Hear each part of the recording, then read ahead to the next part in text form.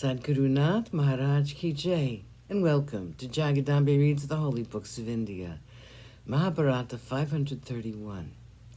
As you may remember, Bhima was trying to get out of trouble with Gandhari, and she was saying, well, okay, I'll forgive you for Duryodhana, but what about Dushasana? You drank his blood.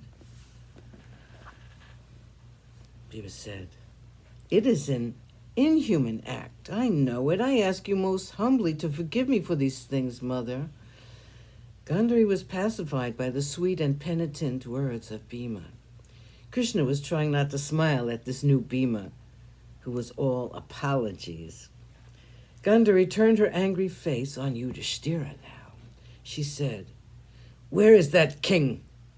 Hearing that voice, Yudhishthira knew how angry she was at him. He came up to her with folded palms. He announced himself. Here I am, mother, the killer of your sons. I deserve your curse. Since I am the cause of the destruction of the entire world, I am waiting for your curse. I deserve it. With very great effort, Gandhari reminded herself of the words of Vyasa. She had tied her eyes with a silken cloth. She turned her face away in trying to control her mounting anger. She sighed like a serpent. In the end, she succeeded in conquering herself. Righteousness won in the conflict between the love for her son and Dharma. The great Gandhari controlled herself and forgave them. When she was turning her face away, her eyes, though hidden by the scarf, happened to see the nails on the hands of Yudhishthira, who was prostrate at her feet. Her angry glance fell on those nails, and it is said that they at once assumed a blue hue and lost their glow. Such was the power of Gandhari. Seeing this, Arjuna fled from her and hid behind Krishna. Krishna laughed silently at the terror which this one woman could inspire in the heart of Arjuna, known all the world by the name Jishnu, which means fearless.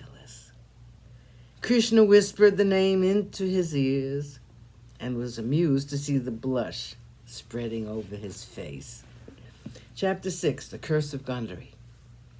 Gandhari's anger had passed over their heads, even as the great Narayanastra had. She had been pacified, too, by their humility.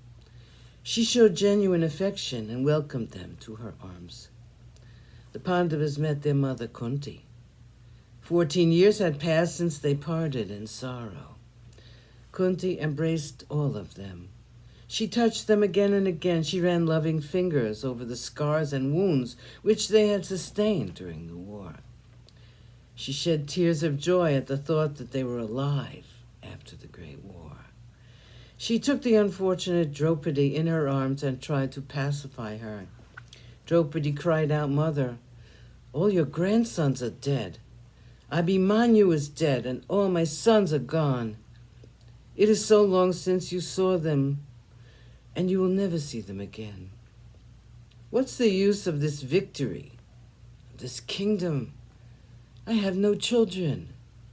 She sobbed into the breast of Kunti, and Kunti tried to speak words of comfort to the poor woman.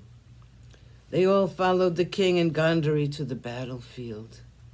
Gandhari spoke to Draupadi, look at me, my daughter, and comfort yourself. This is all the result of the workings of fate. It's the end of the world. Vidura prophesied this long ago, and Krishna gave due warning when he came to Hastinapura. When a person is spurred by fate, they become deaf and blind. This had to happen, and there is no use grieving for the past, my dear child. Do not grieve for your sons. They have reached the heavens. I am also like you. I have lost all my sons. Who is to comfort whom? The destruction of the entire race is because of me.